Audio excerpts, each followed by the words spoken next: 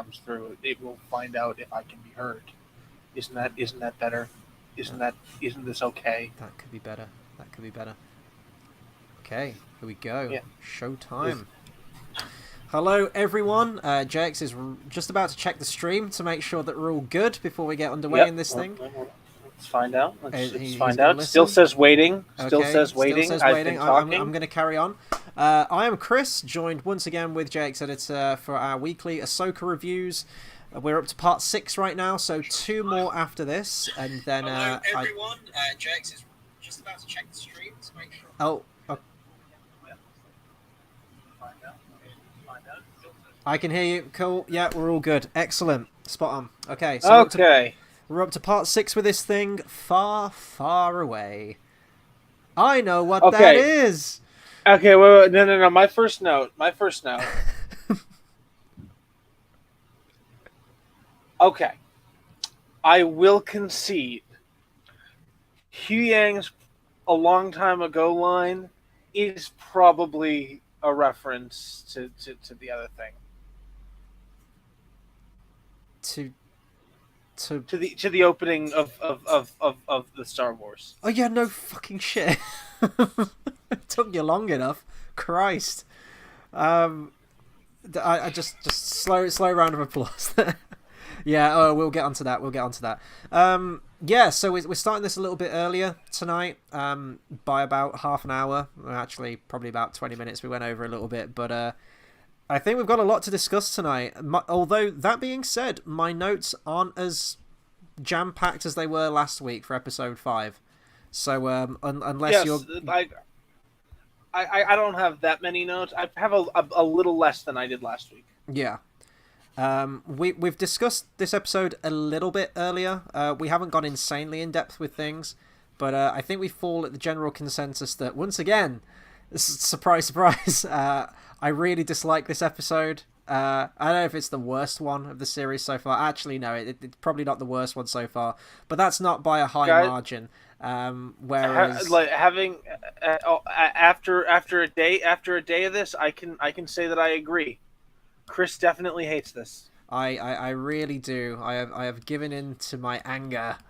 And let me just move that chat box over there. We've got Carl. Evening, gents. How you doing, man? Hope your evening's going well. And ready for some I got a piece of Ahsoka blueberry talk. in my beer. I'll be excited to hear what your thoughts are on it as well, Carl. So yeah, do keep the comments going as we get into this discussion right here. Any further notes on last week's? I've got a few thoughts based on the fan base and from what I've seen. People losing their shit over last week's episode, like the die-hard Star Wars fans. People just saying, like, I've seen such hyperbolic stuff about, like, oh, this is the greatest shot in cinema history, and it's Anakin with his lightsaber out with his back to the camera walking into a smoke machine, and I think, really, in cinema history, that's the single greatest shot. I have seen some crazy shit online, loads of hashtags, hailing it the best thing ever, or the writing, you know, the interpersonal drama and the meaning behind everything, and people basically filling in the blanks. This happens a lot of times. People fill in the blanks of their own narrative because it is so vague and so vacuous in the actual episode, and it presents us with exactly nothing. Other things like it felt very key jangly. People, I've seen loads of reactions going like, "Oh my god, it's Rex! Oh my god, it's the Clone Wars! It's things that I know." And that to me is what Star Wars has become over the years. And Mauler put out a great video on this a couple of days ago, and he said, "Guys, you can trace it back to the source, The Force Awakens." Which is pretty much just all key jangling and all member berries, and is pretty much a direct remake of A New Hope down to pretty much every single thing in that film. That's where it started. The source was the Clone Wars. Well, you know, the source was before was before Force Awakens. But dude, here's what I will say. What I will always say in defense of The Force Awakens, it was exactly what it should have been, considering that for 10 years, for a decade, You had people making these videos, getting millions of views about what the prequels should have been, and then they give you a for Phantom Menace. It's just a summary of A New Hope, but with the characters swapped for. Yeah, but how about you tell a new interesting story that hasn't been done before? I get it. I get what You you're don't saying. have to And for remake the the fucking and film. they didn't not do that. No, But they the did. thing is, they also did what people for years were saying they should be doing, which I think wasn't the like was that what I would have wanted for episode 7? No, but I accept that that was business wise the decision to make. I think it's just exceptionally lazy. I think the fact that they had some story treatments that they could work with, they didn't even need to exactly follow to the T, but they had a story there. They had plans to work with, which they agreed they would follow, and then in typical Game of Thrones business backstabbing kind of sense, they just throw it out and do their own thing, and saw how good that turned out, didn't we, in the end, with no planning and no overarching story, but Yeah, like I just said, Force Awakens was what it needed to be after the gap. Last Jedi was what it needed to be after the Force Awakens. The Rise of Skywalker was what nothing needed to be ever. uh, yeah, I think it's no what's the word I'm looking for? Yeah, I mean, you love The Last Jedi. I hate The Last Jedi, but that's why it's nice having you on these conversations, because we have restored balance. We have brought balance to the Force. But yeah, it just seems like, certainly from last week, the very vocal majority, I guess, of people just going, "Oh my god, it's Anakin. Oh my god, he glitched into Vader for half a frame. Oh my god, this is like peak Star Wars. This is the best thing since Empire Strikes Back." And I'm like, let's just say shut the the fuck vocal up. anything is always the minority. Oh, Like the maybe. vocal is always the minority. I've seen more people praise More last people week's. are inclined to do nothing. I've seen more people praise last week's episode than I have people shitting on it. I will say that for last Right, week's. but what I'm saying is what you're seeing, the entirety, everyone shitting on it and filleting it, that is still they're all the vocal minority. Mm-hmm. Most people don't care enough to be vocal. Yeah. We've got a couple of comments. Carl says, people definitely go over the top with their praise to outdo each other, but Hayden's performance did make me happy. Yeah, here's the thing. Like I mentioned last week that I think he's really matured into the role. I've never really had a problem with him as Anakin, like, ever. Like, it's not really his fault. It's a lack of direction, and it was his first acting gig. Well, I don't know if it was his first acting gig, but certainly of a production, of that magnitude, absolutely. And he was like the leading man in it.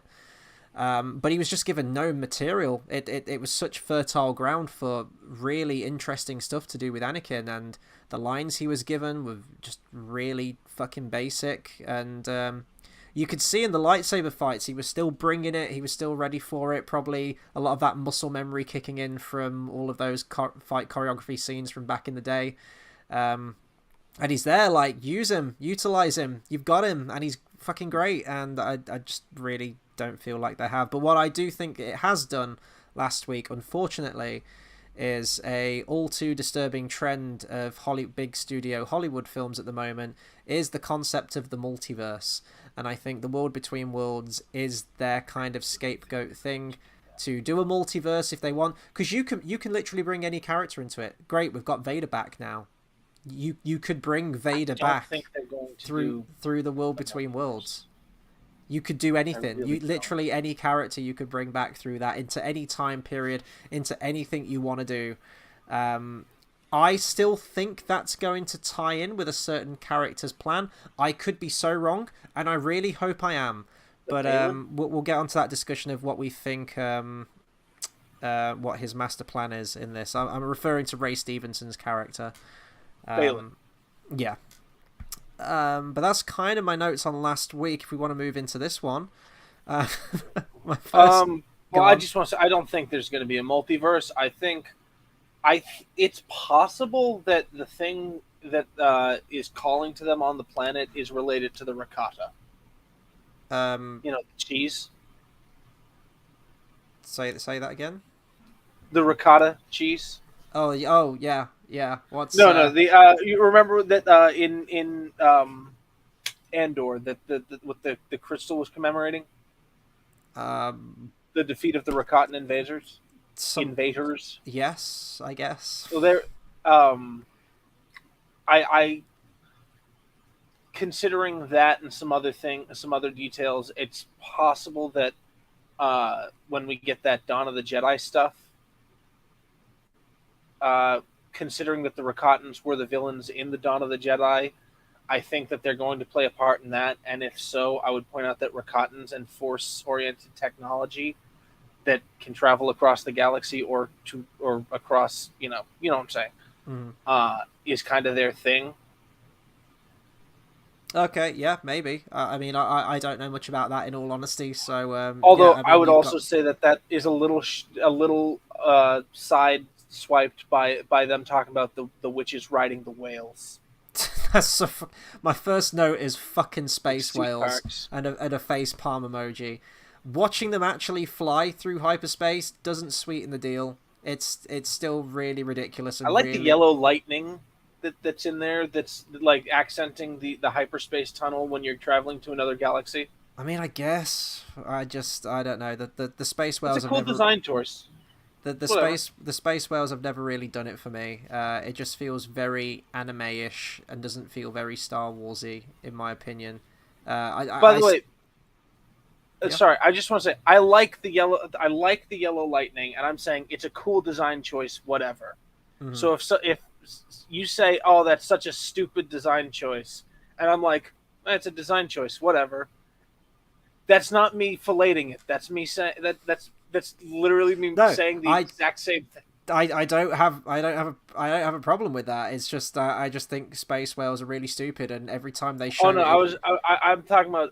I think you're probably gonna say something later, and then I'm going to say it's a design choice. you know, I'm just trying to picture the OT or hell even the prequels. Hell, even this they probably do this No, shit in the prequels would have sequels. some. But the The prequels, it's prequels just like would have some space whales it's if like they if oh they no, tried my that. ship is out of fuel. Let me just like ride one of these fucking space whales to Utapau or some shit. Like Ooh, this that is would be cool. stupid. No, it wouldn't. It'd be awful, but I hate it. Anyway, we get a scene with Hu Actually, Yang. that's kind of what happened in Rebels. Not like the end, Well, but like in the episode that introduced the space whales as a concept. we get a scene of Hu Yang and Ahsoka having a conversation about stories. He pretty much has every bit of knowledge about the Jedi Temple and things that happen there, and he says, "Would you like to hear a story?" And Ahsoka's like, "Nah, now's not the time." I thought, oh, okay, well, that's killed any interesting thing there. But you can see that she's probably still cut up about the Jedi Order and everything like that. And here's the thing: like Ahsoka went through this journey last week with a life lesson that didn't really link to her character in any way, shape, or form. That the show hadn't set her up to that point that it was clearly trying to get at that she was at in episode 5. What I thought would be an interesting angle is if she fears that she is sort of like becoming another Obi-Wan kind of figure where her apprentice is potentially turning to the dark side, and having seen what happened with Anakin in that similar regard, she's fearing Why that she wouldn't train Grogu?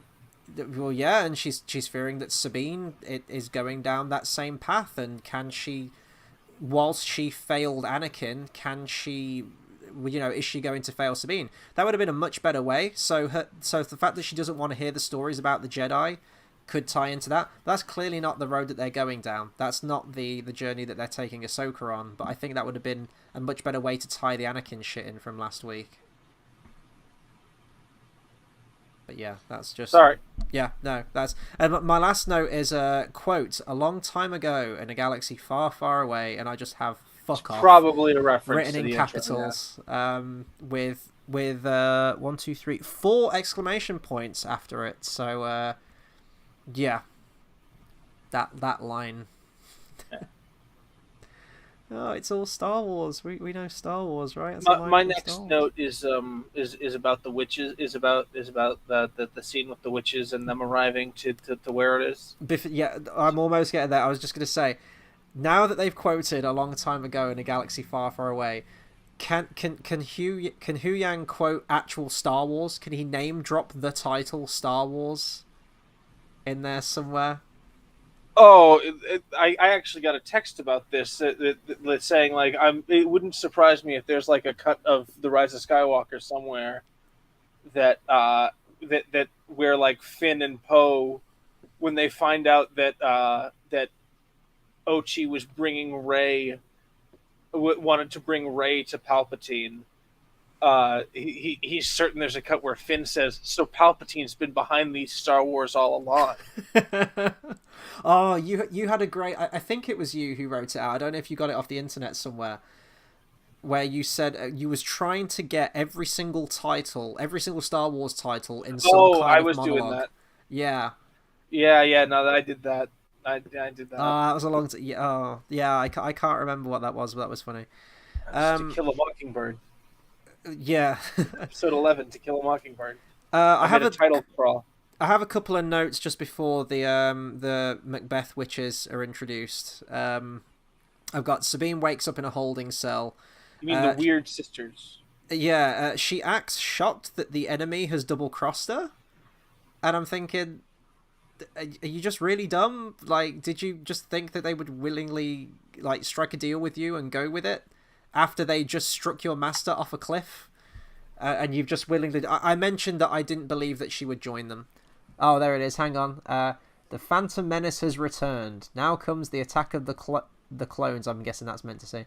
Now comes the attack of the clones to bring about the revenge of the Sith. And you got to scroll up. I hold it close to the camera, my dude. I can't see. Dude, just read it. Just fucking read it. No.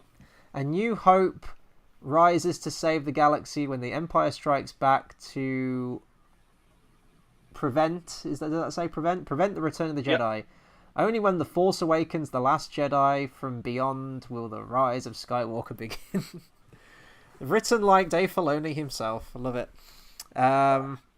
So yeah, Sabine wakes up in a holding cell and she acts all pissy that her enemies have double-crossed her and imprisoned her. I'm like, well, how do you think this was going to go? This was only going to go one way. And then they make it to the planet of Peridia, I believe they say it was called, which is some kind of like whale graveyard. It's where the space whale... I don't get that part. Like, what? The space whales go there to die, apparently. Yeah, it's like an elephant graveyard. It's an elephant Oh, hang on. That is another Disney property, isn't it? An elephant graveyard. I wonder where I've seen that before. Yeah, no, I actually was thinking that. I was thinking the whole Lion King thing with it. But, yeah, I know that elephants have a place to go to die, but whales just kind of floomp in the water, I think, when they find die. a beach to wash up on. Or they get beached or they explode, yeah. And yeah, then those there's gender kind reveal of parties some... are going too far. Yeah, there's kind of some on-the-nose exposition here from Ray Stevenson, where his apprentice knows nothing about this place, and we, the viewers, know nothing about this place. So he's like, yeah, this is Peridia. Back in the day, this was where all the space whales went to die, and that's why all the bones are outside, and this is why this thing is here. And I'm like, got it. It's like that scene from Spaceballs with Dark Helmet where he just turns like, everybody got that? Okay, then I'm on to the witches. So if that's your next note, you go for it. Well, I just want to say I'm so glad Balin's apprentice looked at them and said, more witches. Because I had no idea. Yeah, I got the same. Yeah. Oh, thanks, Dave Filoni. Got it. Here's the thing. If they'd have approached and she'd have said that line, that would make sense. But they were already in mid-conversation, I swear. Like, well into the conversation of the scene. Yeah. And she's just like, more witches. More witches. Witches be crazy. Oh, witches leave. Witches leave. Oh, still the greatest moment you've ever had on camera, I swear to God. If only it was recorded. Yes. Yeah, I've just got they meet with the three witches from Macbeth. I have a note here, but I probably just don't know Star Wars lore and are just assuming they all look alike. Why doesn't what's her fucking name? The main evil witch lady in the show so far. She's got the stupid name. There are a number of species on Dathomir.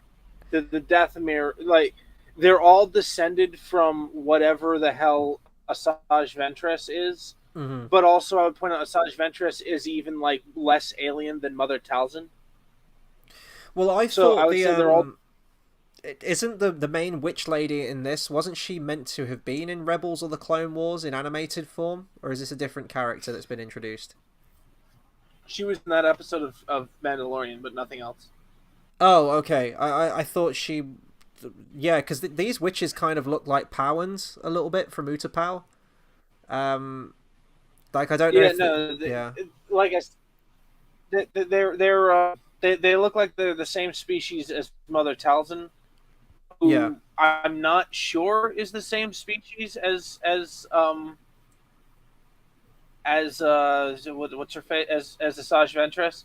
I just know that Mother Talzin had sex with a Zabrak and squeezed out Darth Maul. right, okay. So the species really vary when it comes to the Dathomiri. My next note is Ray Stevenson actually gets to act.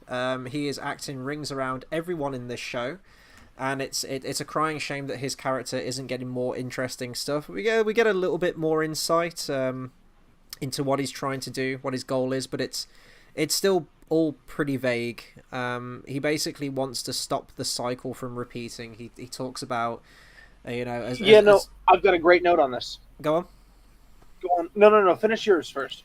I'm just saying he's talking about this endless repeating cycle of Star Wars where an empire will rise and it will fall, it will be replaced by something again, and the whole cycle just keeps repeating, and he's trying to prevent that from happening, which is why I think he's going for something multiversal. He's going to want something kind of climactic, because if he just joins Thrawn, who's got a bunch of stormtroopers, and if Thrawn falls, then again that it's just kind of repeating. So I don't know why he thinks all of a sudden bringing Thrawn back with a bunch of stormtroopers is going to change anything, because that's pretty much what they had before. So that's what makes me think he's got an ulterior motive. There's something else on that planet that will I think it's going to be Morgan and Thrawn against the witches and Balin, ironically, at some point. Mm-hmm. But I just have to note that I really like that Balin Skull is Luke from The Last Jedi if he fell to the dark side. Mm-hmm. Like, if instead of just being disenfranchised, but truly, like, falling to the dark side.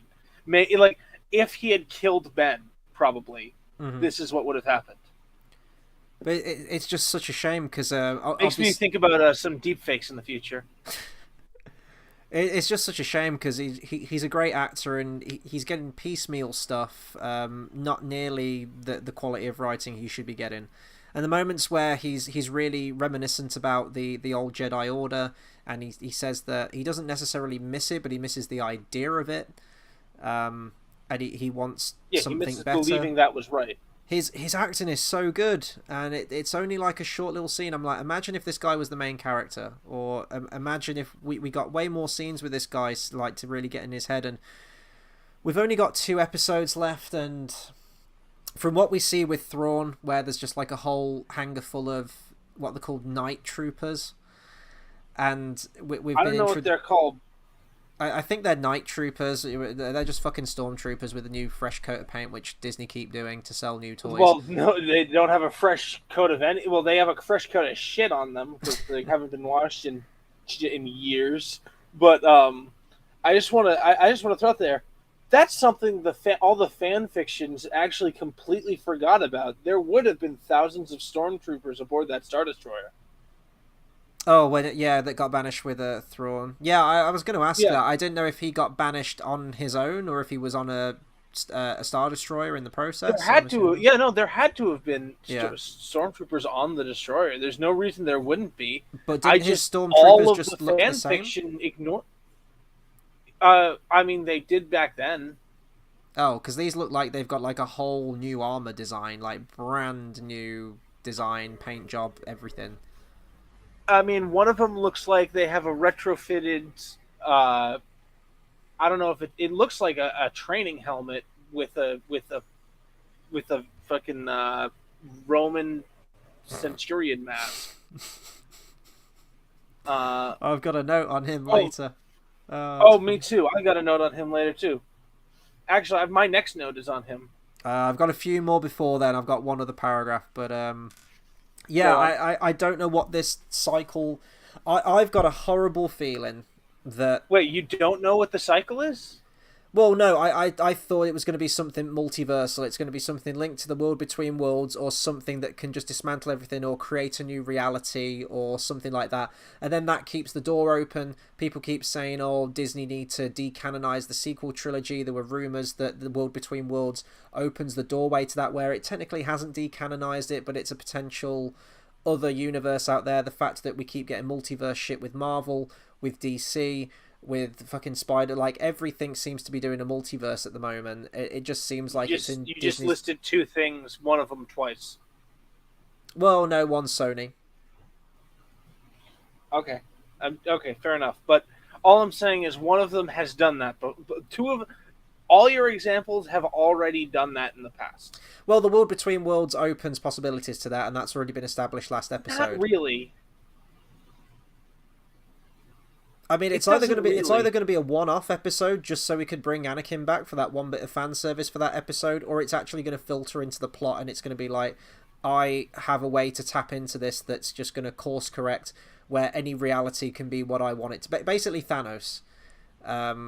That's the only thing I can think that's strong enough to break the cycle. Because if it's just going to be pew pew shooty shoot, how is that any remotely different? But I fear that's what it's going to be. I think in the next two episodes, certainly the last episode, Unless it's like the Star Forge.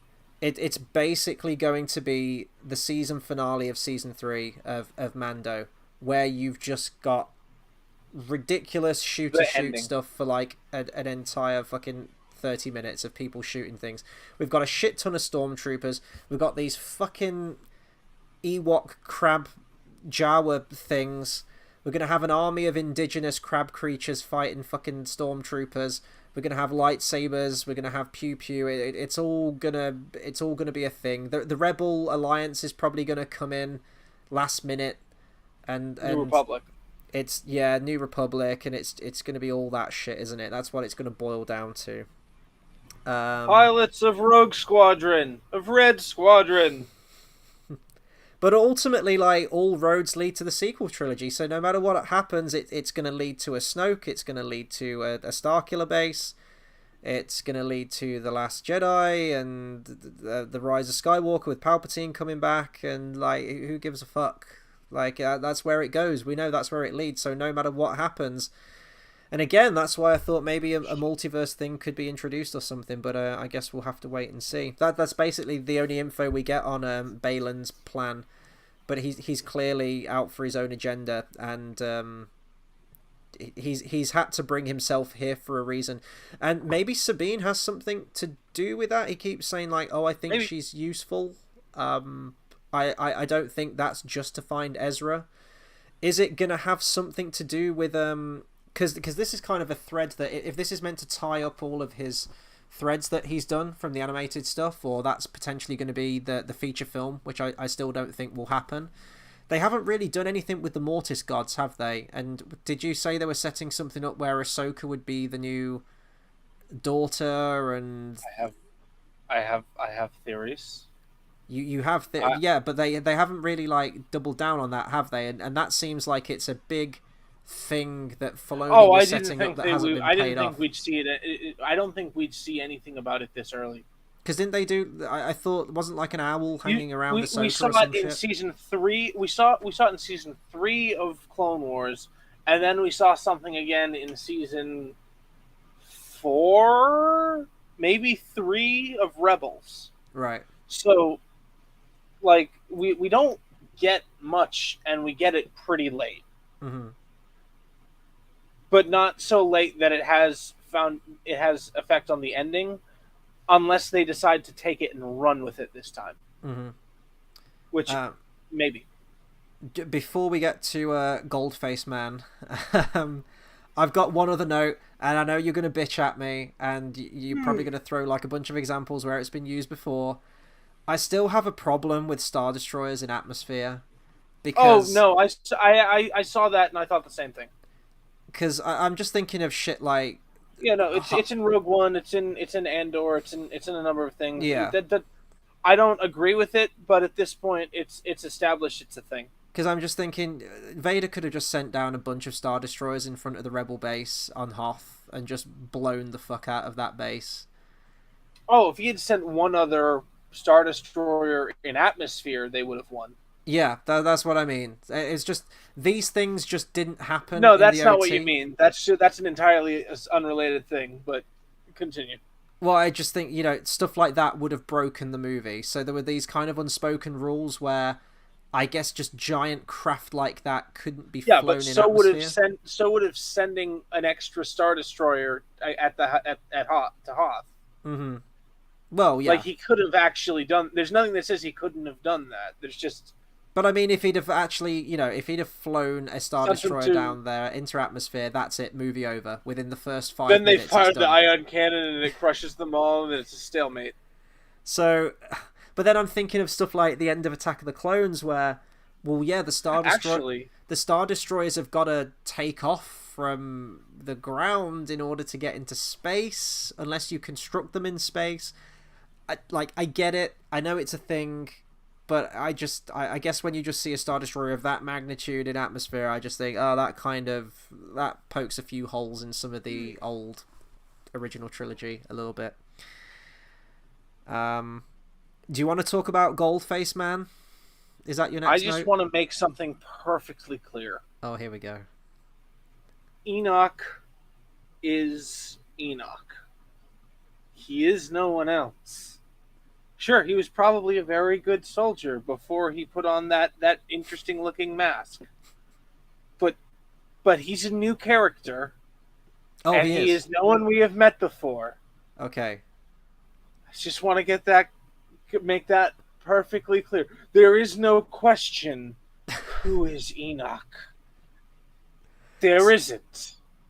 So I was going to ask that question. I was thinking because I will stab you. this guy seems pretty high up. He's like the right hand man to Thrawn, and I was like, is this a play on a character? Here's what he is.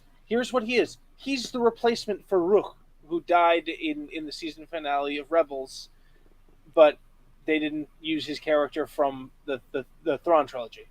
Does that mean he's going to do what Ruch does at the end of the Thrawn trilogy? Probably not. Did Ruch have a stupid fucking mask that looked ridiculous as well? No, Ruch was a Nogri. The Nogri were a species of like the short gray lizard people who were really good with hand-to-hand combat and knives and shit. And their planet was polluted during the Clone Wars, and then Vader came down to them because they didn't have the timelines right yet, and essentially it got their help for the Empire. Originally, you know how Jaruus Sabayoth was going to be a clone of Obi-Wan? Mm-hmm. So in that version of the story, the Nogri were going to be called the Sith, and they were going their faces were going to look like the skulls with the teeth and the points. Mm-hmm. And Vader was going to be the Lord of the Sith. Mm-hmm. And George Lucas was like, "That's not what that means. I have a plan for that. You stop it. Yeah. You stop it. You." Yeah. Yeah, but yeah, he throughout the trilogy, Ruch is just Thrawn's loyal bodyguard Right. until his role in the finale, at the end, and then I'm just gonna go ahead and say it: an off-screen death that is referred to 10 years later in a book. I don't know much about I mean, I need to read more about my mythologies and biblical history and stories and everything like that. Do we think it's relevant that his name is Enoch? Does the Enoch character in the Bible have any kind of link to what could befall the rest of the story? I had no idea Enoch was a character in the Bible. Enoch is a biblical figure and patriarch prior to Noah's flood and the son of blah blah blah blah blah. The text reads that Enoch walked with God and he was no more, for God took him. Oh, okay. No, I don't think this is going to be. I don't think this is going to be It's a just thing. an interesting name, I think. Maybe, isn't it? yeah, I think maybe when they were looking for biblical things to hint at, to hint at some the ones of Mortis stuff later, they were like, "Hey, this is a good name." Like I could see Enoch being a glup shitto. You know what glup shitto is, right? Vaguely, it's just the slang for every Star Wars name. Yeah. It just says here Enoch was taken up to heaven and was appointed guardian of all celestial treasures, chief of the archangels, and the immediate attendant of the throne of God. Unless we're counting Thrawn as God in this, I don't know. I'm gonna get a picture of Enoch right here because I want to bring it up on stream because this shit looks absolutely ridiculous. He's got like a permanent frowny face. This dude took a stormtrooper helmet and then for some reason created his own face mask. It's a design choice.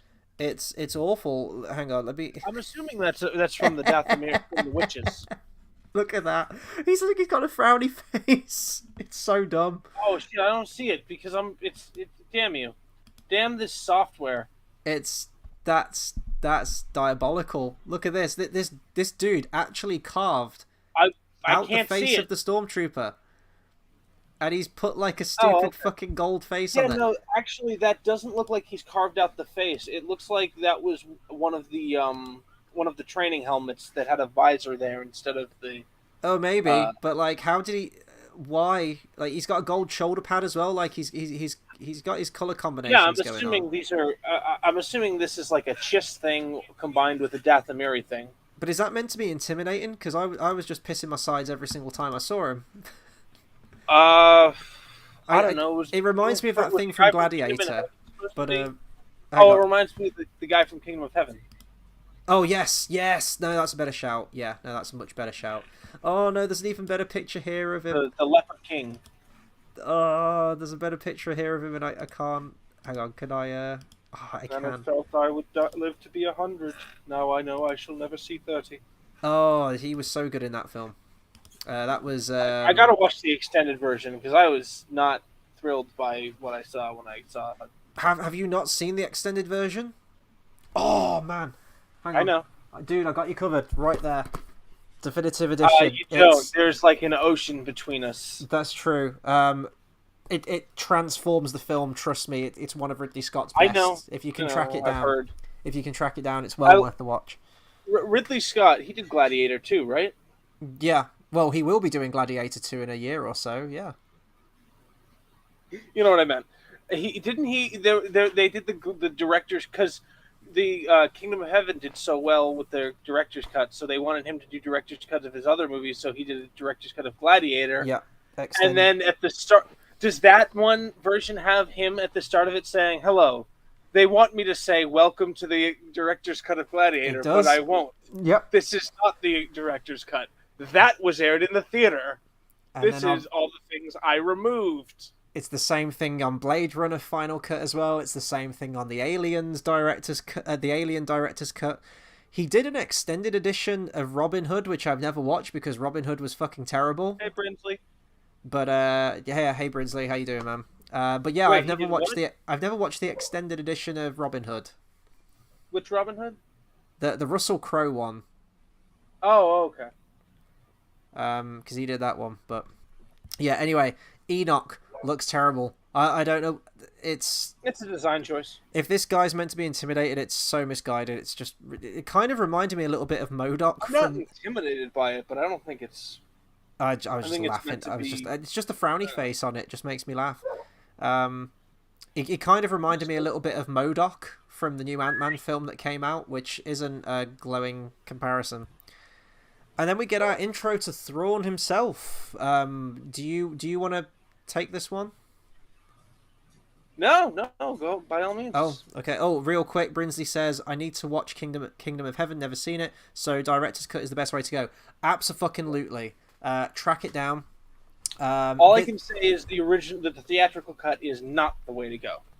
That's all I No, can tell you. no. This one runs just over 3 hours. It's about 185 minutes, and it's got like like what do you call it? An entractor or whatever it's called. I don't do French. Like the music that cues you in. It's got like a prelude. There's an intermission in there and everything like that with like a musical cue. So track down that version if you can. It's so good.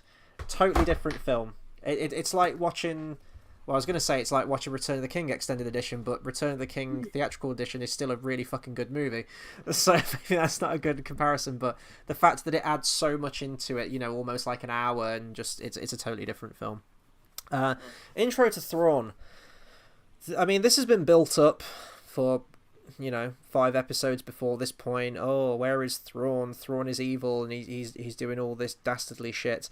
I never watched Rebels, so I don't know how Thrawn went over in the animated version of things. My only knowledge of Thrawn is really from the Thrawn trilogy, and I never read all of those. But I did read the first few. I think I got up to the bit where he was tracking down the Salamari. I think I got to like that part in book 1, which isn't really that far into it. You got to wait. So you got to you finished his first chapter. Mm-hmm. You did not see another chapter with him. Well, he was on the planet getting the Salamari, so he was there. I think that was Pillion. Oh, okay. I did 1 chapter of him, but I do say that immediately from that first chapter, and I guess his reputation kind of preceded him because I was already aware of Thrawn before even reading those books. That he was kind of like the next big thing, the quote unquote unofficial villain of episodes 7, 8, and 9 before 7, 8, and 9 were actually a thing. But the introduction to him in the book is so good. It immediately sets his character apart from everyone else. He's so methodical. I love that he surrounds himself with art because he sees it as a way of getting in the minds of his enemies. He's an expert tactician. He doesn't buckle under pressure. He steers them in the right direction, and the fact that Palpatine was kind of a bit of a space racist. He didn't like having aliens on his crew, probably because they didn't have the budget for that back in 1977. Space racist. I don't think he cared. Well, I mean, come the prequels, you've got like Masamida, and you've got some of the other ones in his company who are all aliens. But Thrawn was the only one that he trusted, and Thrawn just immediately proves himself in that first chapter. I love how he's just in his armchair. He's playing chess or something, isn't he? I can't remember what he's doing. He's doing. No, he's just looking at some art. That's it. He's just chilling there, and he's so cold and calculated, and he's Captain. That's it's very interesting, sir. And he's so good at what he does, and I love it. He's so calm and collected, and immediately from that first chapter, even if I didn't have to read any more, I was like, this guy is something different. This is something that the future feature films need. It's something totally different, yet still tied into what we know, the Empire and everything. I don't know if it... I'm going to bring up the picture. I don't know. It's... He blew himself. It's just... It's Mads Mikkelsen's brother, but blue. I don't know. It didn't really work for me in live action, and I just feel like I knew that's what we were getting, so I don't really. It's not really one way or the other for me.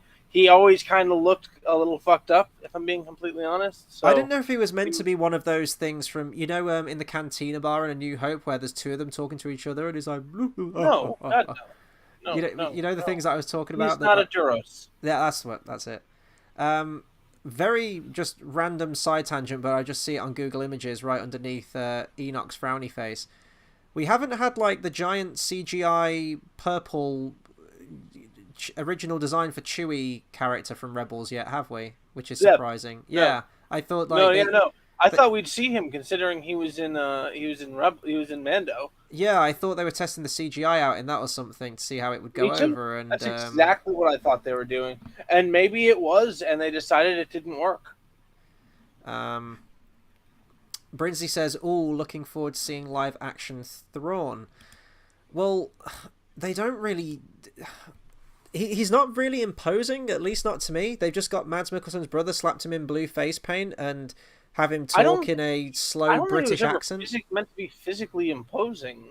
Well, you've got them all chanting Thrawn, like Grond, and these. Yeah, I mean, he earned that through his military career. He's not like this physically, like he's good in hand-to-hand combat, but he's not like a thug. But nothing he does in this episode is remotely threatening or intimidating or imposing or leaves a real impact on me. It's just like, oh. I mean, he coordinates to have the two Dark Jedi mercenaries out looking for the two Jedi, so if he wants to abandon them, he can just do that. Yeah. Brinsley says, yeah, we have already quoted this, but he says, to quote Arrested Development, I blew myself. Yeah. I couldn't actually tell if it was like CGI'd onto him in some parts. I can't tell either. Or if it was I actual. think the eyes might be CGI. Oh, the eyes probably were. Yeah. But yeah, I was just really disappointed by him. I was expecting, if anything, if any good could come out of this show, it would probably be seeing live action Thrawn. I was just like, ugh. It feels like a very watered down of probably what you get of him in the books. As I say, I don't know what he was like in Rebels, if it was comparable to what he was in the books, if it was better than what he was in the books, if it was inferior. Oh, no. In Rebels, he was not nearly as smart as he was in the books. That's what I mean. It just feels like a very Disney-fied. It was villain Filoni of the week. Yeah, that's what I mean. Yeah, he was slightly smarter than Filoni's other villains. Yeah. But if you want like actually smart Thrawn, read anything written by Timothy Zahn. Yeah. It's like, well, he's still kicking, isn't he? Timothy Zahn, like he wrote some new Thrawn books relatively recently. Why not get him involved in the writer's room if he's so good at writing the character? I would have loved for him to be involved in the writing of so many Star Wars movies, from the prequels to the sequels to this. Yeah, bring in talent that fucking works and knows these characters, especially Thrawn. Like, Christ, you could do some great stuff with that. But Disney doesn't see sense. And speaking of not seeing sense, Thrawn's plan makes no sense at all. So, he releases Sabine. It makes TV show sense, but that's about it. He releases Sabine, he's and a smart TV character. He releases Sabine and gives her all of her weapons, including her lightsaber. And he says, like, I'm going to. The deal. Oh yeah, no. That's just Thrawn. That's just the deal. And he's like, I'm going to honor our agreement, and you are free to go, and you can find Ezra, and there you go. Off you go. Now, his plan is that the wastelands are filled with nomads and violent characters, so if she dies on the way to Ezra, then so be it. Great. Wash my hands of this. She got killed on the road. If she does make it to Ezra and she finds him, then they're going to follow her anyway and kill both of them there. I'm thinking... That wasn't not part of the deal. I'm thinking, okay, so if you're confident that Sabine will die on the road, why not just kill her straight away? Deal be damned, because that's not the deal. No, but she'd be dead anyway, so what... No, but that's not the deal. This is Thrawn. I don't like if it were Tarkin or Palpatine or Masamita. Yeah, you got a point there. This is Thrawn. Oh, so he's before I kill you, Mr. Bond. No, he has a code of honor that he follows. That's so fucking dumb, though. It's just he's no, confident you're just a jackass. No, Chris, you're just an asshole. No, he's confident that this is like you talking about why don't all the Mandalorians say that they saw a mythosaur, or they saw visions of a mythosaur. Yeah. No, Chris, that's not a thing, because they don't want to take, like, you're saying that, why don't they do that so they can take off their helmet? Why do you think they're all so eager to take off their helmets? The fact that it's not even part of the conversation, though, that this random new chick just joins the fucking crew, and she's like, oh yeah, I did this thing, and I saw this thing, so now I can totally take this off. You said, why isn't somebody else saying, I saw a mythosaur, so I can walk the path? Yeah. Nobody's doing that because nobody saw a mythosaur. That's just how, like, you're saying, why don't they do this thing that I think they should want to do? Yeah, but when the blacksmith just goes, For some bullshit reason, I'm going to allow her to take off her helmet, but no one else can, but she can. That's a It's cult. like, That's how cults work. yeah, it's Like fucking, cult leaders can just say, it's fucking for dumb. bullshit reason, you will now give me your food and sleep with me. I don't care about your gender. It's not about. It's not really about sex. It's about power. But it's just such a dumb plan. He's like, okay, so if she's confident that she will die on the road anyway, and she's expendable and you don't need her, and she's pointless, then just fucking kill her. If he does want to wait until she finds Ezra, because he really wants to find Ezra, we'll get onto that in a second because I know we disagree on that. If he does genuinely really want to find Ezra, and she's his best shot at finding his whereabouts, then just kill her before she gets there, because if you've got two of them teaming up, then surely that's tougher odds to fight. Just separate them out. If Ezra isn't a problem and he's not out there and you can't find him and he clearly hasn't tried to wage an attack on Thrawn at any point, then just kill her and Ezra can get fucked. He's going to be like a hermit living with some fucking crabs. Great. I'm also going to throw something else out there. Ray Stevenson is the one being sent to kill her. Yeah. Ray Stevenson is the one who insisted the deal be honored, and he promised she would see Ezra again. Yeah, but he didn't volunteer to go out after her. That was all part of Thrawn's plan. So his contingency is that she'll probably get killed by a travelling nomad anyway, but I'm going to send you two out after her to kill her, even though the deal was that we weren't going to kill her, but I'm going to send you guys out anyway to kill her. If she gets to Ezra, kill her anyway, but if she doesn't get to Ezra, then still kill her before she gets to him. And Wait, I'm just thinking, he say kill her before she gets to Ezra? Because I think she needs to get to Ezra is like the main part. well, he's like, we're going to send her out on her own, and she'll probably die. But as a contingency, I'm going to send out you two after her, just to make sure, or just to check on it. But also, if she does get to Ezra, then two versus two, you can, totally kill them. That's fine. Despite the fact that they already know that Sabine has been stabbed and survived, and has survived 2 encounters with the apprentice at this point. Despite Huyang, and I mentioned this before, calling her not one of, literally the worst Jedi in the history of Jedis. Of all of them. Yeah. And he's seen a lot. Over the years, he has seen a lot of Jedis. He's a very wise droid. In short, Thrawn's plan makes no fucking sense. Your code of conduct and honor be damned. It makes no fucking sense. I agree to disagree, whatever. But I hate to do this, but I gotta call this in 15 minutes. Okay. Let's power through them. My next note is these nomads are fucking terrible. Stop shooting her impervious armor and shoot her in the fucking face. Oh yeah, no. I have a note here. Remember that thing I said about fighting with helmets in last season of Mando? Yeah. That. Yeah. It applies here. It applies exactly here. Like she literally gets hit in the back of the head with a metal beam, and it's as if it literally makes a metal clanging sound as if she were wearing her helmet. Yeah. It's like a video game where she's decided not to she's picked she has the same armor stats, but she's picked the model with parentheses no helmet. And once again, in classic Disney choreography, they all wait and take turns to fight her rather than just converging on her all at the same time. She whips out a lightsaber, and again, I thought she was meant to be the worst Jedi who ever Jedi'd, but apparently she makes light work of them, and there's only like 5 of them. When he said that the wastelands are crawling with nomads, apparently it's just 5 people.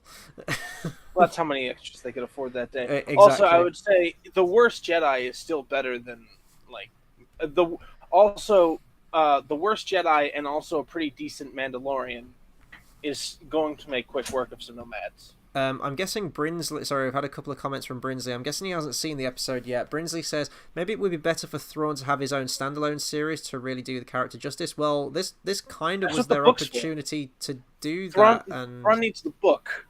Because if Thrawn is going to be the central character, you need to be able to see inside his mind. Otherwise, it's better for him to just be like the villain. I mean, this would have been your opportunity to do it, and they just haven't. And he says, "Do you think we'll No, be no, no. What seeing?" I mean, like, see inside his mind, like in Yeah. the book, you actually hear his internal monologues about people, like, oh, because he sees in the infrared spectrum, so he can see somebody's face getting Hmm. warmer as they're lying. But my argument would be like, you don't need a standalone series. You just need him to be well written and prevalent in the actual show about Thrawn, and Oh they're yeah, not no, no, really no. doing that. I'm just saying, if they did do a standalone Yeah, series, you'd yeah. actually need to get into his head. And Brinsley says, do you think we'll be seeing Ezra in this series at some point? Again, I'm No, guessing. no, I don't. Yeah, I don't think we will. that's not my next note at all. Um, So anyway, what about the scene with Ezra? well, I've well, first I've got Sabine bonds with the wolf thing. Why are we wasting time with this shit? Howler. How? Sorry. By the way, wolf thing is literally howler means wolf thing. So if it's Oh, any type of alien wolf on a planet, howler. it's a howler. Okay. We A just have loath wolf is a howler. this really long scene of her bonding with this howler, and I'm just thinking, let's move Those this shit things on. that the Tusken Raiders have, howlers. Oh yeah, yeah. The next note that I have is courtesy of this background actually, and my note says, "What in the fucking fresh hell am I watching? Shell creatures. I'm so done. How do they Oh, make before that, how do they make little clothes to fit their bodies?" hang on. Before we get to the shell creatures, also maybe that's Ezra's contribution to their community. Oh, Anyway, yeah. Does he have to dress them as uh, well? yes. When she's like, you ran away to the howler. What the fuck did you want it to do? Did you want it to get shot and not have a mount anymore? Like, your mount is following you. It has your supplies. Get the fuck on it. What are you doing? Yeah. This is dumb. These annoying, like, baby voiced little crab creatures emerge in their little outfits, who apparently all Probably. part of the Rebel Alliance because they've all got the medallions. Oh, no, no, no, no. The one that she happened to meet has something that Ezra had. Right, convenient. Very convenient. Or Ezra makes those for all of them because that's like the one thing he remembers how to draw. See, you think like he's making the clothes for them? I think there's a walrus and the carpenter situation going on here. I think he's just rustling all these tasty oyster things up, these crab creatures up, so he can just make some like hella gumbo, and it's going to taste amazing. Those would be some tasty ass creatures. You just need one of them though. Yeah, yeah, but just You need like one of them and like a whole chicken. yeah, or a porg. I guess we could get a porg, a few porgs on the side. Yeah, like two porg, one of those, two porgs, and some Nerf sausage Because those porgs look fucking tasty. with some Rancor sauce. Yeah, They look so good. I love that edit that I did where Chewie and Han are both eating them because I used the Cowboys and Aliens footage. It was like, this one needs turning around, Chewie, because he says that in the Lego game. and then Chewie burps. And then he burps, and you heard a groan that you thought was a fart. Yeah. It's just like, how many did you eat, Chewie? 4. Oh. Yeah, so these shell creatures were the thing of nightmares and annoying, and I thought, why are we concerning ourselves with this cutesy fucking shit? And then we see a whole village of the little fuckers.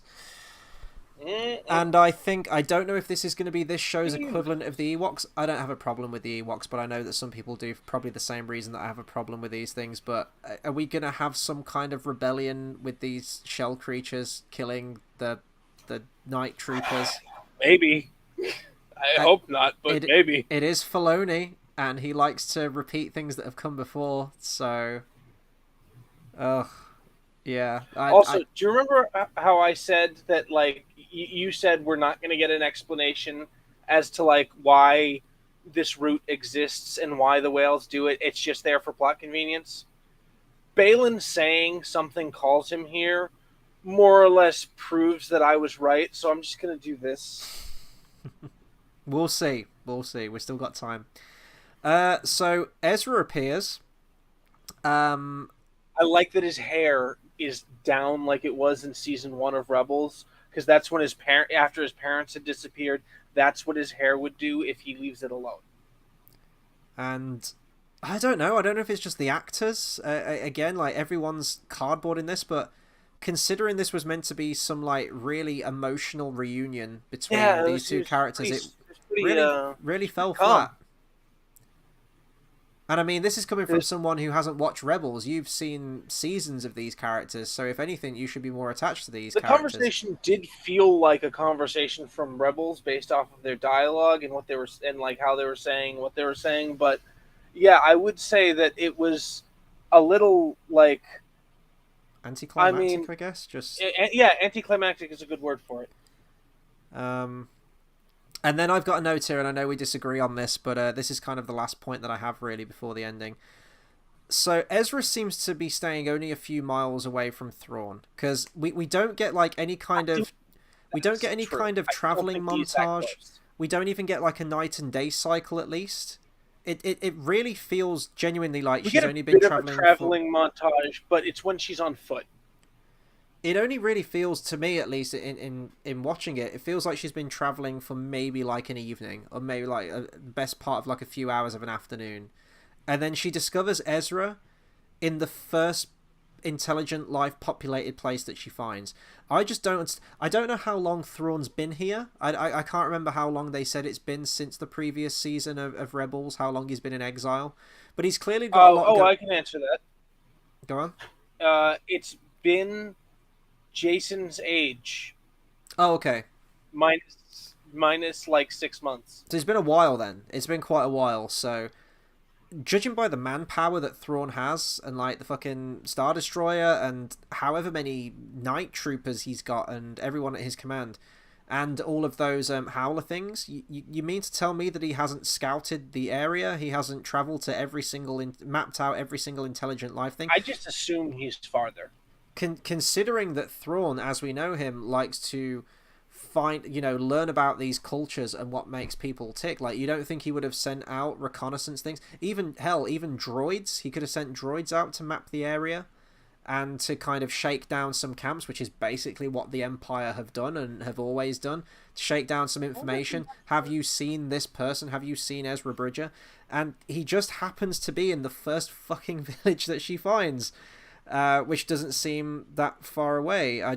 It seems out of the realm of possibility to me that Thrawn, who's meant to be this very meticulous, meticulous character who's got everything planned out and a million steps ahead of each other, hasn't found Ezra. And he clearly wants to find Ezra because he wants to kill Ezra. And he just hasn't managed to find him, or hasn't been bothered to find him for all these years. It doesn't really make much sense to me. I mean, all I would say is we don't know that there hasn't been an effort, but I would say if there was an effort for like a good 3 years, I would accept him no longer being like, all right, whatever. I'd prefer, like, if Ezra had been on, like, they had essentially if he had been searching for Ezra and Ezra had been on a bit of an offensive in the first couple years, and then they're just like, all right, we're not going to, like, I'm better off keeping my troops here in case he tries to come at us again. Whereas, like, I'm not saying that's what happened. I'm saying that's a scenario where I can believe that these two have reached a sort of stalemate agreement. And also, like, where it's just like Ezra can avoid them because, say, the shell bug people communicate with each other, and it's like, Ezra Bridger, and he was like, thanks, I'll run. Well, he's also got 3 wise witches on his side who can predict when someone's about to travel to the planet. Can't they track people that are on the planet? Can't they just put their 3 collective mystical heads together and go, I see Ezra Bridger is staying with some crab people about 5 miles away from us? I do not think they can do that. I think a Force-sensitive person arriving to a planet is a big thing arriving to another big thing, and that's pretty easy to generalize. Rather than a Force person who's already on the same planet as you? Well, specifically, I'm saying that the whole planet, she's about to be on planet, not not like this is where she will land on the planet. This is where she's going to arrive. This is when she's going to do it. She is coming here. Mm-hmm. There's no real specificity there. You can't. It's a big idea coming to another big idea. Getting specifics, they even like they're specifically like you didn't mention this, and it's like we didn't see that. Yeah. It's whatever. Brinsley says, okay, saw some screenshots. That one night trooper had a cool helmet. Are you referring to Enoch? He's referring to Enoch, of course. Is that a cool helmet? Yeah, it actually is. That's a cool helmet. It's like a Roman centurion with his little frowny face. Yeah. And the whole episode basically ends where the Night Sisters are like, Ahsoka Tano is making her way here, and Thrawn is like, and we will fight, and our battle will be glorious, and that's basically the end of the episode. The next two are probably just going to be a bit of an altercation. Ahsoka's probably going to get arrested. She'll break out in some really bullshit convoluted way because only two stormtroopers will try and apprehend her, like Mando season 3. There'll be a bit of a tussle. Thrawn will probably be taken out straight away, like Gideon was, and it'll be really anticlimactic. And yeah, we'll get more lightsaber fights because Filoni loves his lightsaber fights, and we've got the two Siths. We've got Ahsoka, we've got Sabine, we've got Ezra in the mix now as well. Yeah, I think that's. To be fair, we've got like 5. Well, no. Well, okay, so you've got Kenobi, but other than that, we've had 5 seasons of no lightsaber fights. Oh, you're talking about Rebels? Oh, yeah, yeah. Well, I don't know because I'm talking about Mandalorian. I'm talking about Boba Fett. I'm talking about the lightsabers have been activated, but we didn't get lightsaber fights in those. Closest thing we got was Ahsoka fighting Morgan. That counts. So we've had lightsabers. Okay, you know what? Yeah, if the Praetorian Guard fight. Wait. Which is the lightsaber fight for Last Jedi? The Praetorian Guards or Luke and Kylo? Well, both. Okay, then the spear counts. And then you had Ahsoka in season 2 of Mando as well, where she was established and she was like fighting people with lightsabers. Yeah, no, but that's a fight Luke. with a lightsaber. That's not a lightsaber fight. Yeah, but just any time lightsabers are on screen, Raccoon is not a lightsaber fight. But I mean, in this one alone, we had the end of episode 1. We've had that other episode that was entirely dedicated to lightsaber fights. We had another lightsaber fight with Anakin in the World Between Worlds. We had another lightsaber fight in this. Well, not so much a lightsaber fight, but a lightsaber was ignited and she was carving her way through nomads. And then we're gonna have like non-stop lightsaber action in the next 2 episodes. It feels like they've got to tie a lot of stuff up, and we've probably only got about 90 minutes left to do it. I don't think they're gonna be like 2-hour-long episodes at the end here. I think it's all going to be very rushed. Whether it's going to leave the door open for a season 2 of Ahsoka, I have no idea. But we know that Filoni is wanting to tie all this stuff up in a movie that's also going to link in with Mando and is also going to link in with Book of Boba Fett. And I don't even want to think about that. I was really let down. The one thing I was holding on to with this was that Thrawn was going to be in some way interesting or compelling or well written, and I guess I was hoping for too much, knowing that Filoni was attached to this thing. Do I have any compliments about this episode? It really just be Ray Stevenson again. Like, the dude is just acting rings around everyone, and I just really want more from his character.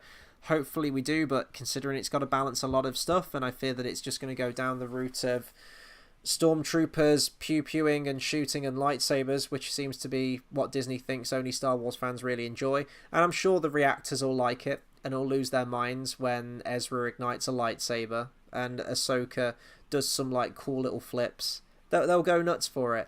And I just want a bit of actual character writing and characterization, because even with 2 characters meeting each other, with Ezra and Sabine in this, I felt absolutely nothing.